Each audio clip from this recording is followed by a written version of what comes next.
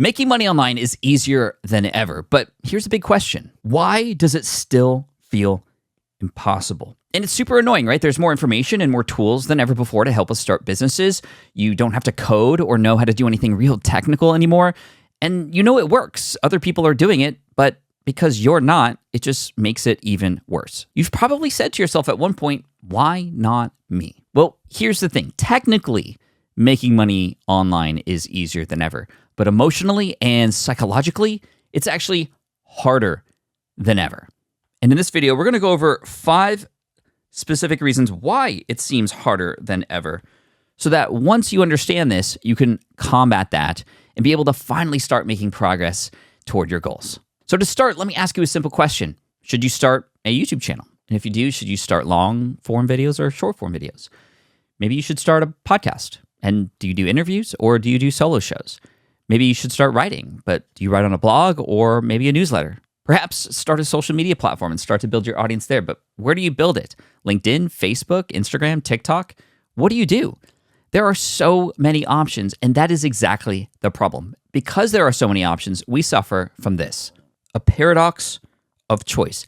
Because there are so many options, there's so much anxiety that comes with figuring out which direction to go that, it just kind of feels better to stay where we are. Even though we might not be fully happy with where we are now, we'd much rather be where we are now than have to fight through and figure out which of all these choices that are out there is the right one for us. There's a lot of fears that come along with that. The fear of losing time, the fear of losing money, the fear of looking like a failure in front of other people. There's a lot to worry about out there, so we might as well just stay where we are, right? But the truth is, this is the one and only life that you have. Therefore, it's important to do what you need to do to go to where you want to go. And in this vast world of choices that we have, and more choices seemingly coming every day, it's important to make a choice and move forward. No matter if it is a good choice or a bad choice, you have to choose something. True failure is choosing nothing and staying where you are. The wrong path actually helps us find the right path.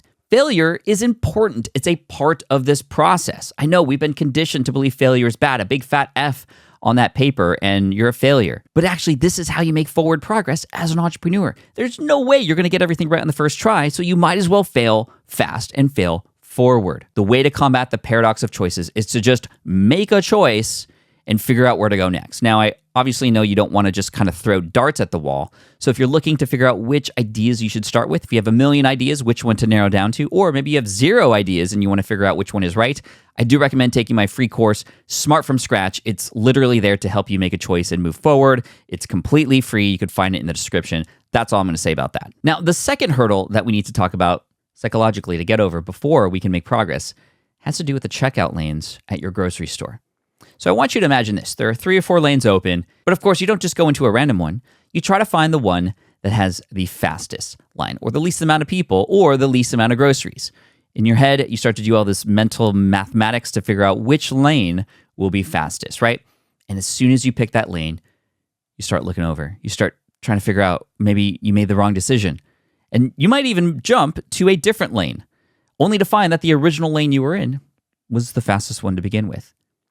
We all suffer from this, and this is what is called choice regret.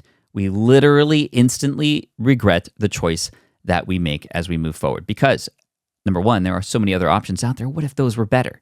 But secondly, you start to doubt yourself too.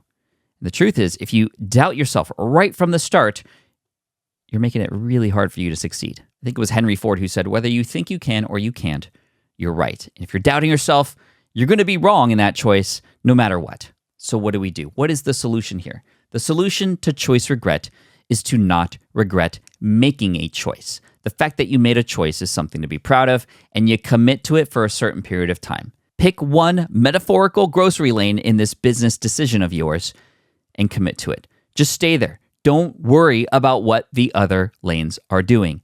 And how do you do this? You commit to a certain period of time to focus on this idea and this idea alone. The one idea to solve one problem for one group of people, you're going to be better off versus thinking of all the other things that you could have done instead.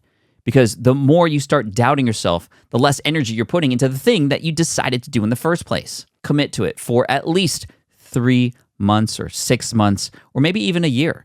It's important for you to have yourself that time period to focus where nothing else should enter the lane. This is what I like to call lean learning. You learn by doing, by first making a decision and then blocking out literally everything else that doesn't have to do with the lane that you chose. Just-in-time learning, getting just-in-time information to help you move to the next step, to the next step, to the next step. And committing to that for a certain period of time, that's going to give you the best chance to succeed. And that way, even if you fail, number one, you've committed to it and given it a chance. And number two, you likely learned so much about what you did that you can apply it to the next thing.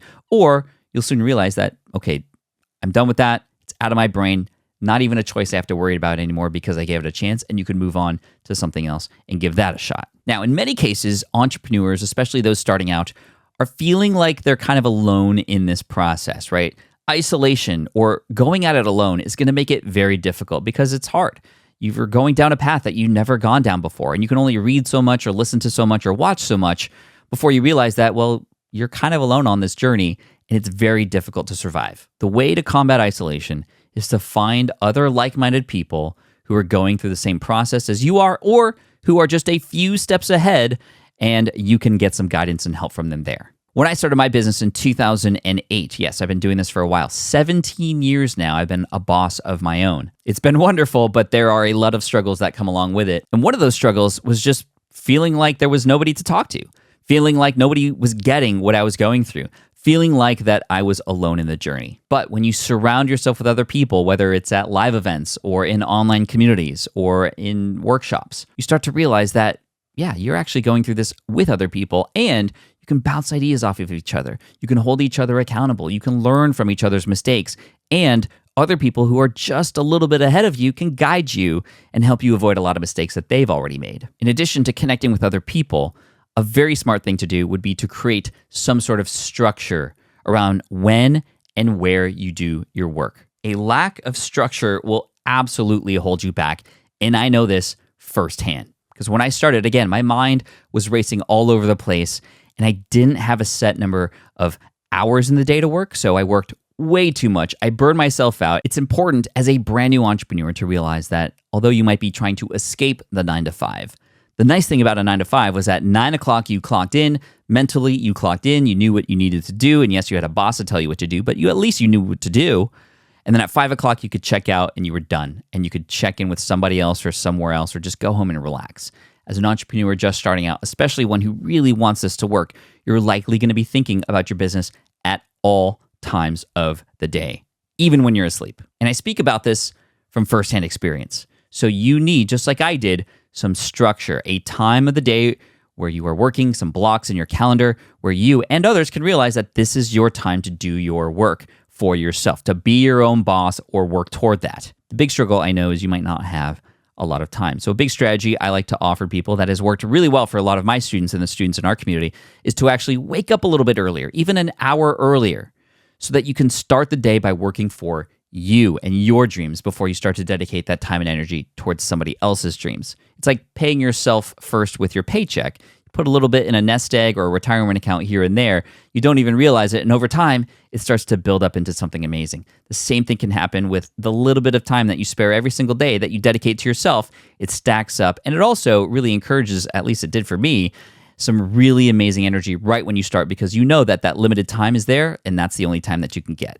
The other part of structure is having a place to do your work. It's really important to understand so that you can mentally check in while you physically check into a space, right? It might be a specific part at the end of your kitchen table where when you're there, you are working on this stuff that is for you. And when you're not in there, you can check out as well. It's also a signal to other people around you that when you're in that place, that you're working on your stuff and to perhaps at least remove the distractions as much as possible. It might be a little nook in the corner of a bedroom or maybe a specific office or space that you have that actually might have a door that you can close, which can help even more. Maybe it's a specific cafe that you go to where when you enter that door in that cafe and you have that first sip of coffee, you are in you mode, working on your stuff so that you could be your own boss. It might take some time and effort to figure out what works for you, but not having structure is going to be really, really difficult for you to move forward with. Now, the next stumbling block on our way to success as a brand new entrepreneur is this: instant gratification culture. We live in a world, because of technology, where when we want something, we can get it almost instantly. You want to watch a show on Netflix? Just Go to Netflix, look it up. Boom, there it is. In all likelihood, it's actually going to be on your feed because these algorithms are there to push things on you that you don't even know you want.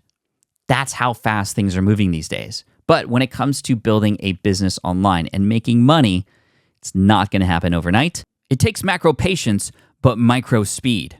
I heard that from Gary Vee once, and it stuck with me ever since. Macro patience. So in the long haul, it takes time. It takes patience to get to the point where things start to work. But micro hustle, on the daily, you are hustling to figure out what your audience's challenges are. You're figuring out what would best be a solution for them. You're figuring out what words connect with them so you can build sales pages or write emails that matter. You need to give it time. It's like growing something in your garden, right? You're planting these seeds, you're nourishing it with water and nutrients from the soil, and then sure, there might be a little sprout, a little bit of a win here and there. It's important to celebrate those wins as well, and you get a little sunlight on it, but it's going to take time. And sometimes fruit can take years to grow. So lay down the groundwork, consistently show up, and I promise you, as you learn, as you fail, as you get back up, you will find success. Now, there are ways to move faster in this. And if you want to connect and not feel isolated, you want to have some structure around the things you're doing, if you want to get the right information that's going to guide you, I highly recommend checking out my course, Smart from Scratch, if you just want to get started. Or better yet, join our community, smartpassiveincome.com/community. You can join in with other people just like you who are in the journey with you, and you can learn from myself and my team and other experts who are there to help you along the way too. So check it out, smartpassiveincome.com/community. And now that you know these psychological hurdles, hopefully you are now equipped to battle them and succeed. So best of luck. I hope to see you in the community, and I'll see you in more YouTube videos coming up to help you as a beginner entrepreneur, help you make your first dollars online and thrive. I'll see you soon.